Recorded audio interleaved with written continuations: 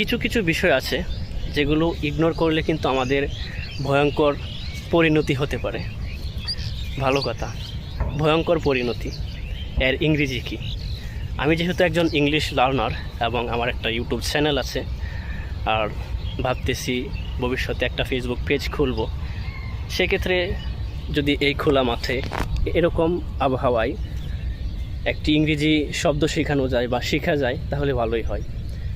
তাই আমি চিন্তা করলাম যে যদি ভয়ঙ্কর পরিণতি এর ইংরেজিটা শেখার চেষ্টা করি বা শেখানোর চেষ্টা করি এবং আপনাদের কাছে বিষয়টা শেয়ার করি, এটা খুব ভালো হবে।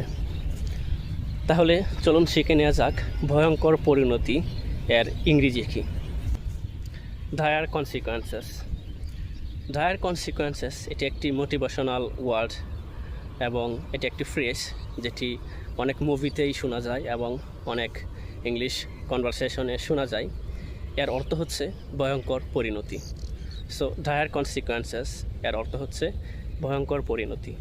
For example, if you ignore your studies, you may face dire consequences in the future.